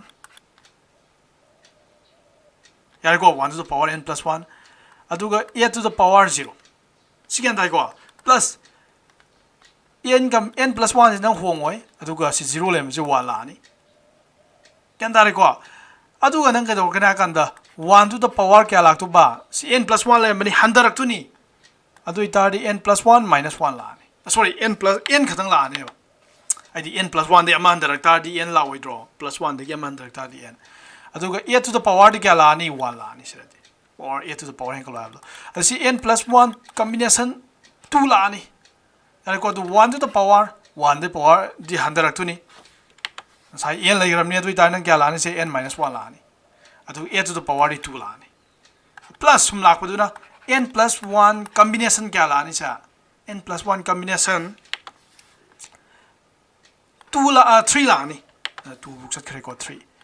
aduga 1 to the power n - 1 laibani n - 2 lani aduga a to the power 3 lani adu sum sat khrani si sum sat khrani ai khangde ko si sum sat khrani adu nangna sigi ahan ba n combination 0 di kya tare asdi 1 tare tham du yare 1 to the power n + 1 1 tare tham du yare a to the power 0 ju 1 tare me ahan ba ji 1 tare me loina yare ko na jam chaw man ba ne angka loi lai mani ko 1 ayam loi tale mani ko aduga nangna se yongo n combination sorry n + 1 combination 1 di kya tarni n + 1 adum tarni habdo aina hayibdo 7 combination 1 di 7 tarni habdo 10 combination 1 di 10 tarni habdo adumaina n + 1 combination 1 di n + 1 tarni adu 1 to the power n di 1 to the power any power ka adum 1 ta duramni 8 to the power 1 di 8 tare se jama 8 plus singang ji di kya tarni singang ji nang kaim urono ba sigi aroi bagi tang mai ji kaim urono ba ahan bai tamani de koi hot kai ko ahan bai tam jina 1 ta gare ani so bai tam jina n + 1 to the power 8 ta gare sorry into 8 ta gare ado atai ngai ji nang yeng da ju yare ba kari gino ai kan da atai ngai ji nang na mun de yeng kan da ko 8 to the power 2 8 to the power mathang 3 to 8 to the power 2 yaura duni mathang ne 8 to the power 3 yaura duni mathang ne 8 to the power 4 yaura duni 8 ki power de sum yaugram ne gyan tai koi na haija aduna nangna sira tawduija nangna sira aina haining je kemta nateba nang 8 to the power nati 8 ka mal lo yare gyan ta brain haija haidi som da lagi duba tam mayam ja ahum suba tam dagi 8 to the power 2 8 to the power 3 sum yaugre duni 8 che dum yaugre duni aduna nang 8 se ka mal lo thorok pa yare 8 ka mal lo thoga nang sumai 8 ka mal lo thoki tari se le hodu n + 1 combination 2 1 to the power n - 1 de dum 1 tare aduga into 8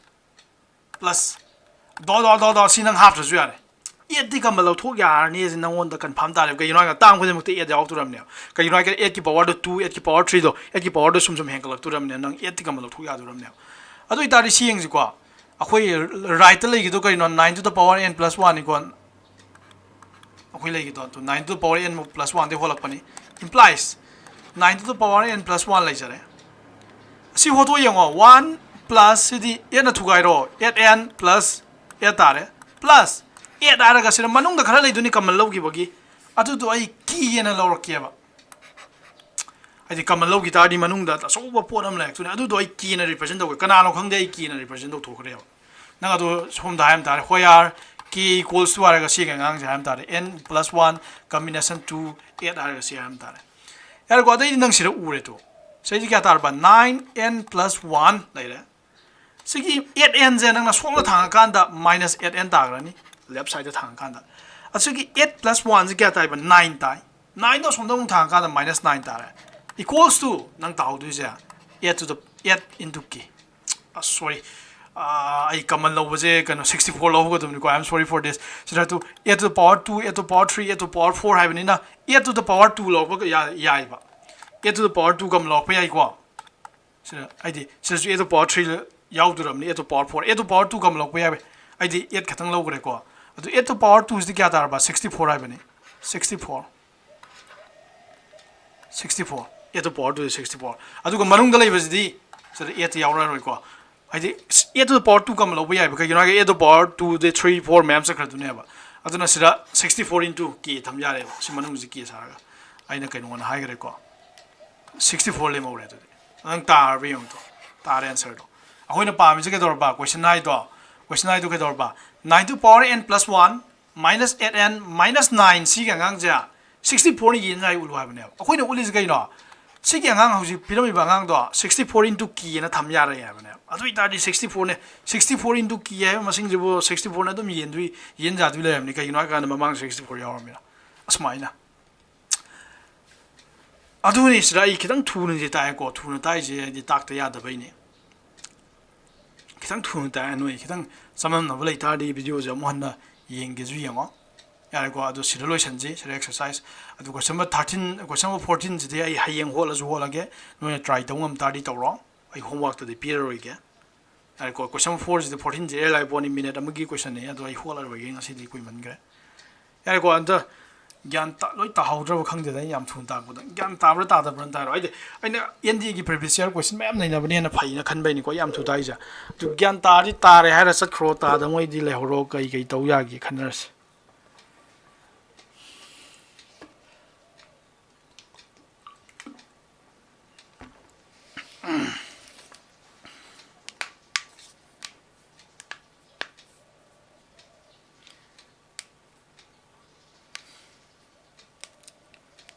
ꯅꯣꯏ ꯇꯥꯏ ꯂꯣꯏ ꯍꯥꯏꯖꯤꯟꯅꯔ ꯃꯥꯜꯂꯦꯗ ꯂꯣꯏ ꯍꯥꯏꯖꯤꯟꯅꯔ ꯃꯥꯜꯂꯦ ꯇꯥꯏ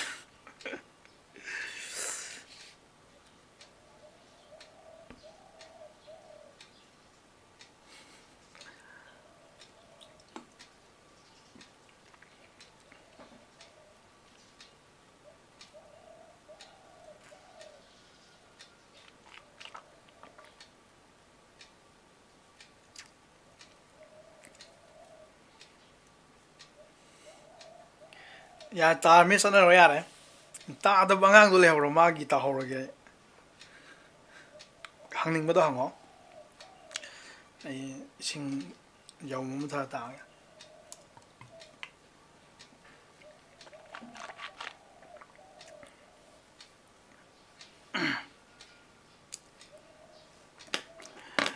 ꯂꯥꯏꯁꯥ ꯅꯪꯅ ꯈꯪꯗꯕꯗꯣ ꯍꯪꯉꯣ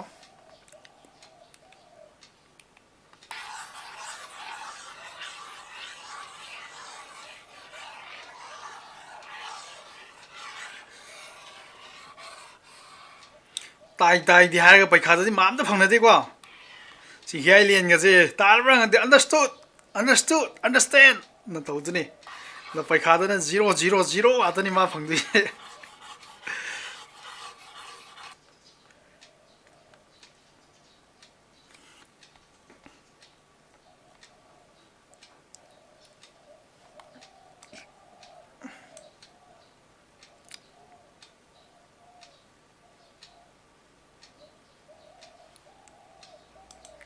ꯑꯣꯀꯦ ꯉꯁꯥꯏ ꯀꯝꯕꯤꯅꯦꯁꯟ ꯍꯧꯔꯛꯄꯩꯗꯣ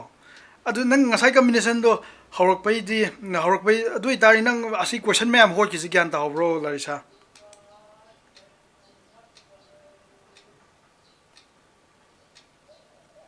ꯀꯣꯏꯁꯟ ꯃꯌꯥꯝ ꯑꯩꯈꯣꯏ ꯍꯣꯠꯈꯤꯁꯤ ꯒ꯭ꯌꯥꯟ ꯇꯥꯍꯧꯕ꯭ꯔꯣ ꯀꯝꯕꯤꯅꯦꯁꯟꯒꯤꯗꯣ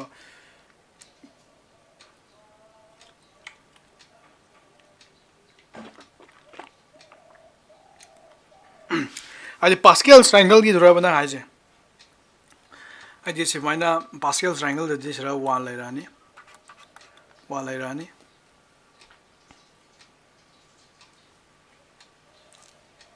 ꯄꯥꯁꯀꯦꯜ ꯇ꯭ꯔꯥꯏꯡꯒꯜꯒꯤꯔꯣ ꯅꯪ ꯍꯥꯏꯁꯦ 1 ꯂꯩꯔꯛꯑꯅꯤ ꯁꯤꯗꯁꯨ 1 ꯂꯩꯔꯛꯑꯅꯤ ꯁꯤꯗꯁꯨ 1 ꯂꯩꯔꯛꯑꯅꯤ ꯁꯤꯅꯤ ꯗꯤꯖꯤꯠꯅ ꯇꯥꯔꯗꯤ ꯁꯤꯗ 2 ꯇꯥꯔꯦ ꯃꯌꯥꯏꯗ ꯑꯗꯣ ꯃꯇꯥꯏꯗꯗꯤ ꯑꯩꯅ ꯑꯗꯨꯝ 1 ꯊꯝꯃꯣ ꯍꯥꯏꯕꯗꯣ ꯁꯤꯗ 1 ꯂꯩꯔꯛꯑꯅꯤ ꯁꯤꯗ 1 ꯂꯩꯔꯛꯑꯅꯤ 1ꯒ 3ꯒ 2ꯒ ꯗꯤꯖꯤꯠꯅ 3 ꯇꯥꯔꯦ 2ꯒ 1ꯒ 3 ꯇꯥꯔꯦ ꯁꯤꯗ 1 ꯊꯝꯃꯛꯑꯅꯤ sira 1 thamani 1 ga 3 dina 4 tare 3 ga sira 6 tare sira 4 tare sira 1 thamani 1 thamani si zero lari sanang na ito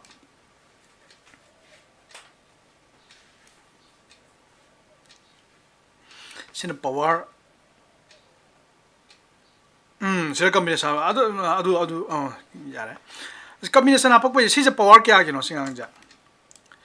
ja power kya gino ai kan singang nang na munni yong kan da ko singang ja power 0 gine a plus b to the power sorry x plus y has a plus b has da samana pone x plus y x plus y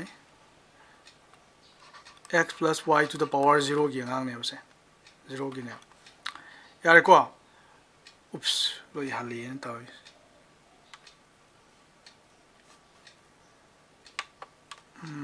ko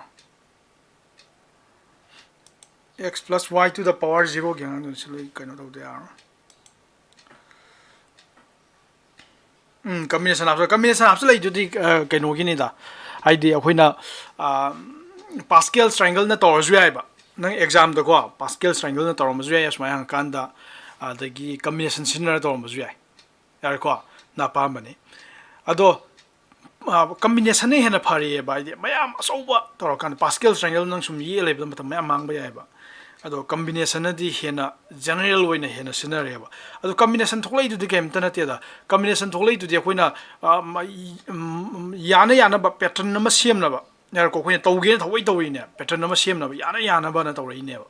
yar ko pattern na ma sem na honai ne ka yin hai ka da koina khange ba kari khangya ka da sigi n combination 0 si always 1 ta duram ni so koi combination da tawri do nan to hole yung si n combination 0 je n factorial by n minus 0 factorial aduga 0 factorial hai do adu itari si di n factorial by n minus 0 di n factorial 0 factorial du 1 ka tana dum 1 ta duram ni se sugum by dia sinara ko sim laira aduga n combination n masamak ta samana combination loba adu je dum 1 ta hai do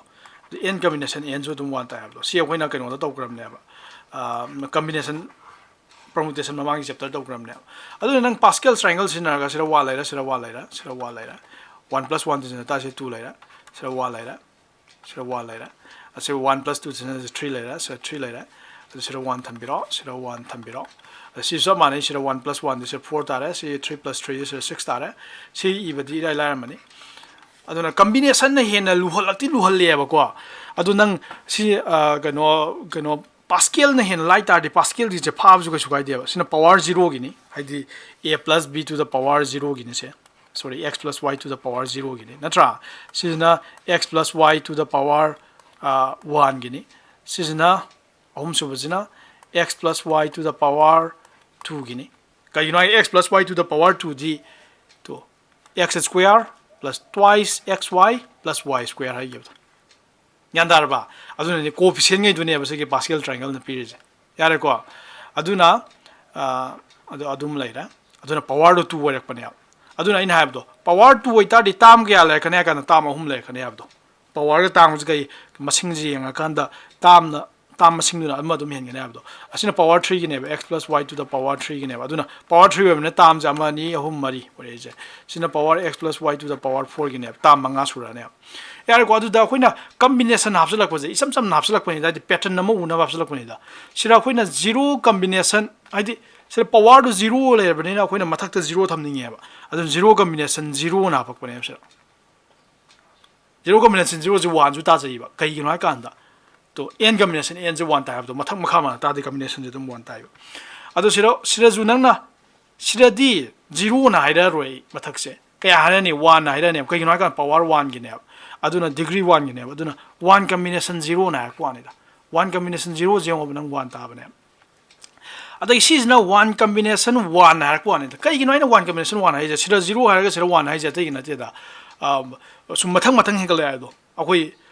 binomial expansion di mathang hengkal le ya do aduna sira 0 le bi sira 1 le hala ko ne ba adu sum me ba 1 combination 1 je dum 1 ta ne ba adu sira ju akoina sira di 2 na nang la ani mathak se 1 thamaru ke yino kana power 2 gi khana rakoni aduna 2 combination sira kaino haira ne ba 2 combination 0 haira ne ba akoi 0 de dum start to well 2 combination 0 ju dum 1 ta ni ke yino ka da khoi phe formula se lai re n combination 0 ju dum 1 ta ya do adu samana na sira 2 combination nang 1 thama ne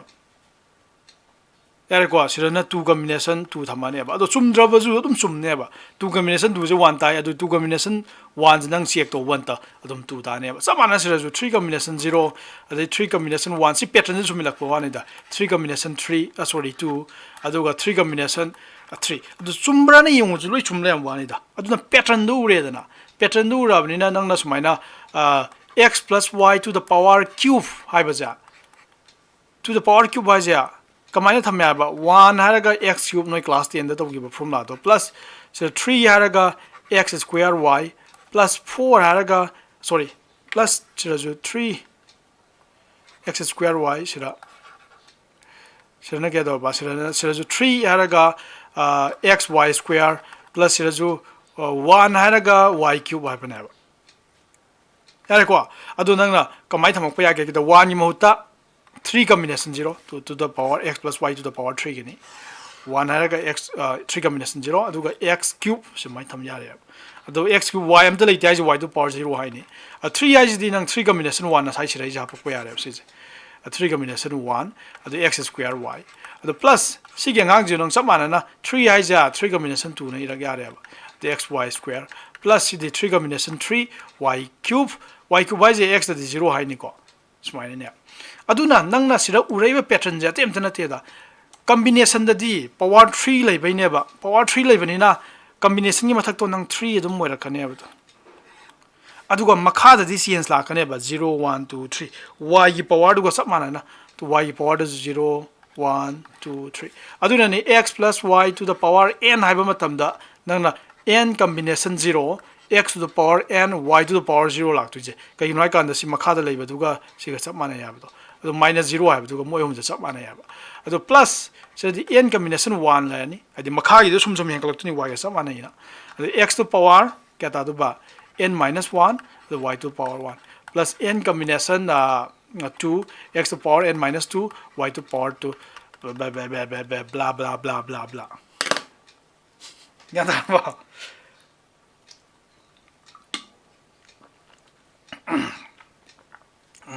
ya ado idar di nang ka ngai na okay lo chalaji ga kanu homework do ro okay question me am du jang gyan taw de yang tang ge yengo okay see you in the next video